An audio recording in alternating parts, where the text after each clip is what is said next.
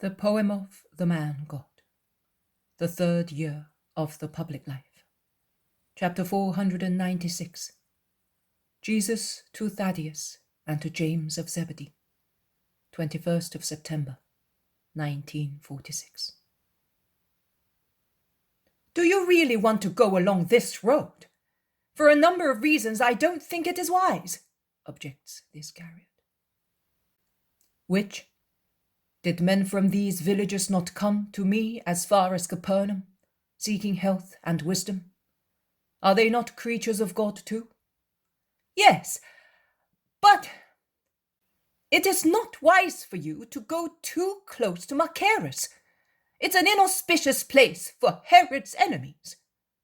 Machaerus is far away, and I have no time to go so far.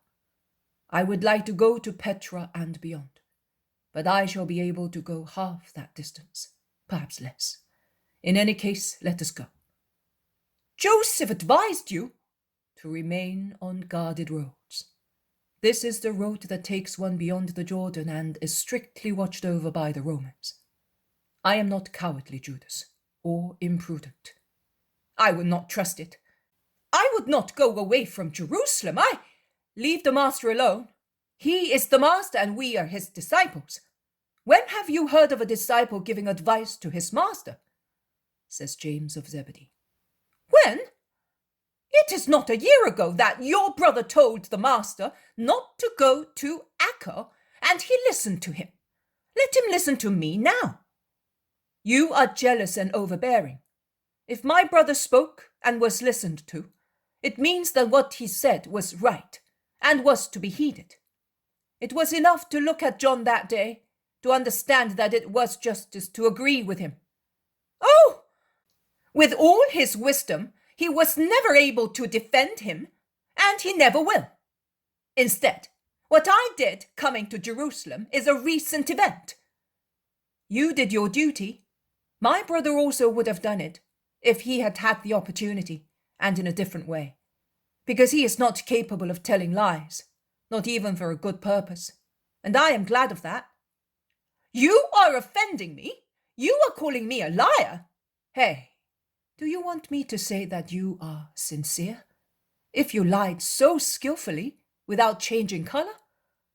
I was doing it, I know, to save the master.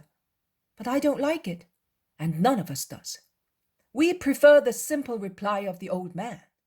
We prefer to be silent and to be considered stupid and even maltreated rather than lie.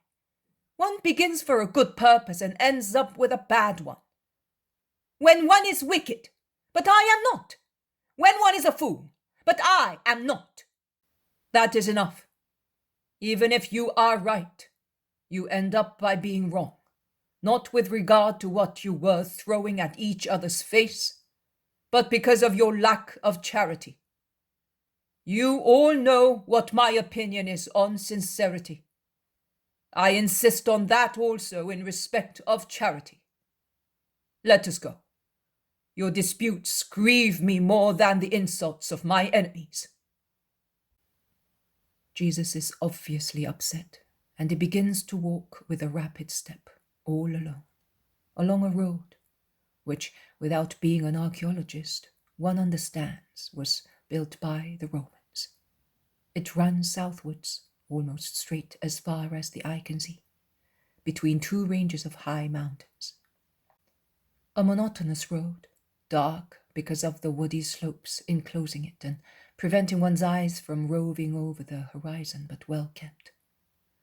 Now and again there is a Roman bridge across torrents or little rivers which flow towards the Jordan or the Dead Sea. I am not sure which, because the mountains obstruct the view on the western side, where the river and the sea must be. There are some caravans on the road, coming up perhaps from the Red Sea, and going goodness knows where, with many camels, camel drivers, and merchants of a race clearly different from the Jewish one. Jesus is always ahead, lonely. Behind, in two groups, the apostles are talking to one another in low voices. The Galileans are in front, the Judeans behind, with Andrew and John and the two disciples who have joined them. One group is trying to comfort James, who is dejected after the master's reproach. The other is endeavoring to persuade Judas not to be always so obstinate and aggressive. And both groups agree in advising the two reproached apostles to go to the master and make peace with him. Me? I will go at once. I know I am right. I know what my actions are. It was not I who insinuated evil. And I am going, says the Iscariot. He is bold, I would say, shameless. He quickens his step to catch up with Jesus. I wonder once again whether in those days he was already prepared to betray the Christ and was conspiring with his enemies. James, instead, who, after all, is less guilty, is so depressed for grieving the master that he has not got the courage to approach him. He looks at his master, who is now speaking to Judas. He looks at him, and his desire for his forgiving word is clearly visible on his face. But this very love, so sincere, firm, and deep, makes him feel that his misdeed is unpardonable. The two groups are now together, and also Simon Zealot, Andrew, Thomas, and James say, "Cheer up. I know him so well. He has already forgiven you." And with keen perspicacity, the elderly and wise Bartholomew, laying his hand on James's shoulder, says, "I am telling you, to avoid further storms, he impartially reproached both of you, but in his heart he meant Judas only." "It is so, Bartholomew. My brother is worrying himself, putting up with that man, whom he insists in wanting to reform, and it tires trying to make him appear as we are. He is the master, and I. Am I? But if I were him, oh, the man of Kerioth would not be with us," says Thaddeus, with his beautiful eyes, which recall those of Jesus, flash with anger. "Do you think so? Are you suspicious of what?" ask many. Nothing definite, but I don't like that man." "You never liked him, brother. An absurd repugnance that arose at your first meeting. You admitted it to me. It is against charity. You ought to overcome it, even if it were only to give joy to Jesus," says James of Alphaeus calmly and persuasively. "You are right, but I am not able. Come, James, let us go to my brother together." And Judas of Alphaeus takes the arm of James of Zebedee resolutely and drags him away. Judas hears them coming, turns round, then says something to Jesus, who stops waiting for them. Judas looks at the mortified apostle with mischievous eyes. "Excuse me, move over a little. I must speak to my brother," says Thaddeus. The words are polite, but the tone is very cold. The Iscariot giggles, then shrugging his shoulders, he retraces his steps, joining the others. "Jesus, we are sinners," says Judas Thaddeus. "I am a sinner, not you," whispers James, with lowered head. "We are sinners, James, because I thought of what you did. I approved of it. I have it in my heart. So I am a sinner as well, because my judgment against Judas comes from my heart and contaminates my charity. Jesus, are you not saying anything to your disciples who acknowledge their sins?" "What shall I say that you do not already know? Will you change your attitude towards your companion because of my words?"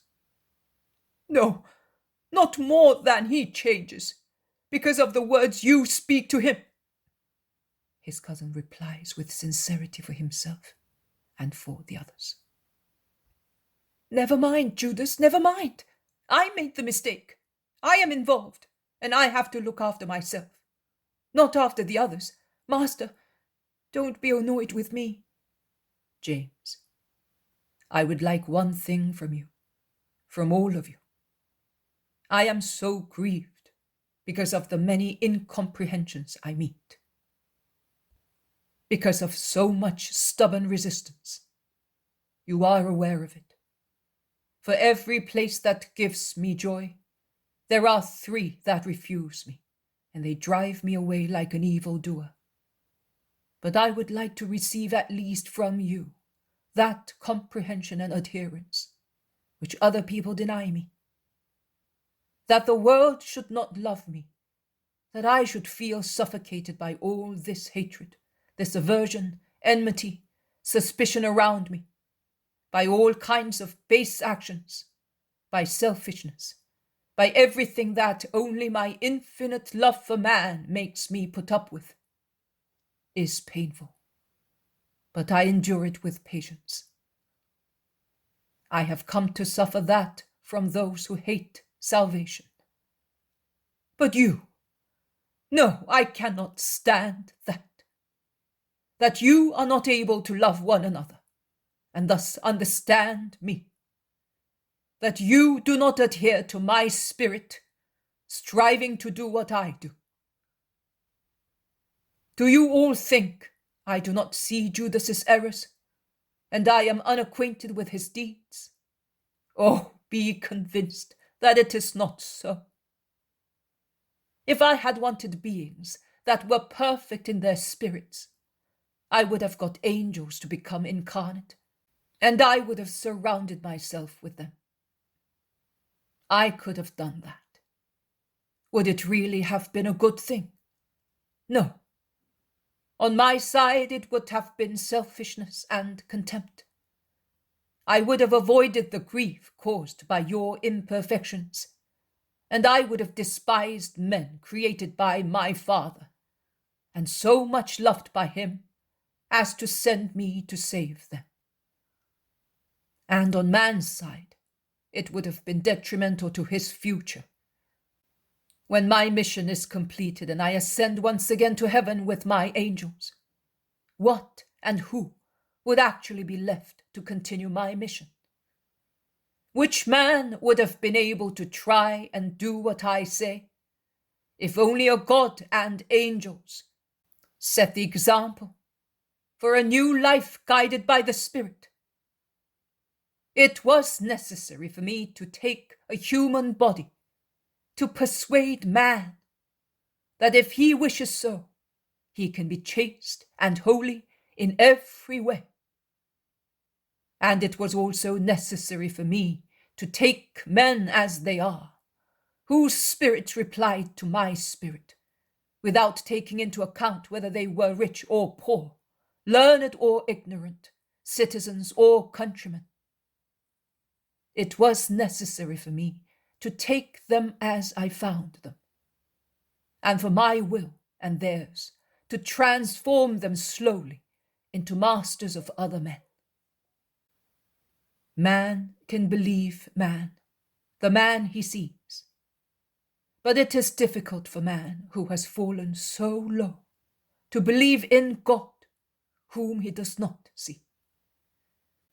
Sinai was still blazing with fire, and idolatry had already begun at the foot of the mountain. Moses was not yet dead, and they were already committing sins against the law, although they could not look at his face. But when you are transformed into masters, and you are like an example, a witness, like yeast among men, they will no longer be able to say, "They are gods who have descended among men, and we cannot imitate them." They will have to say, "They are men like us.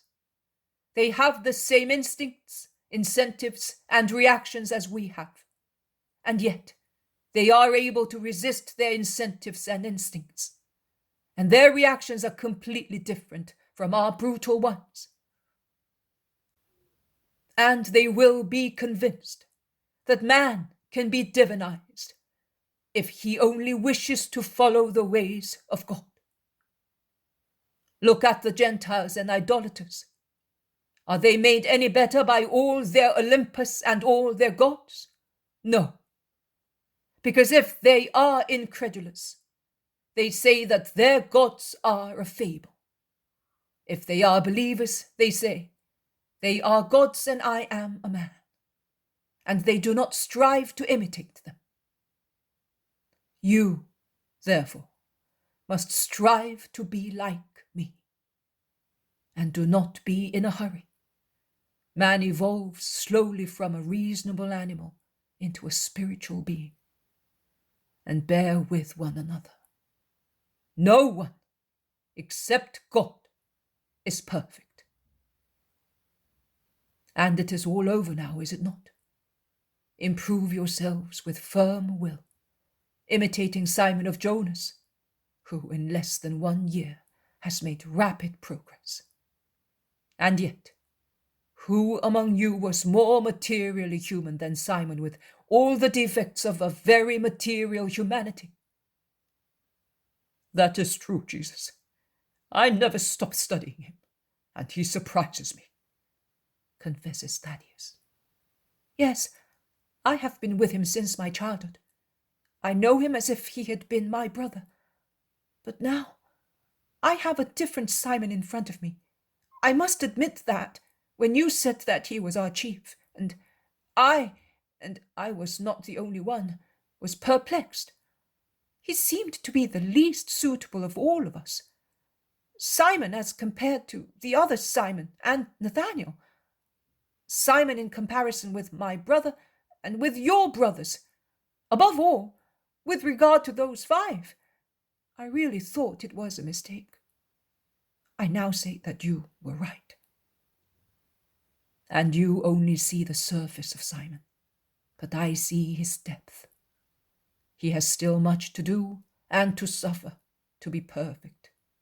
But I would like to see his goodwill, his simplicity, humility, and love in everyone. Jesus is looking in front of himself and seems to be seeing I do not know what.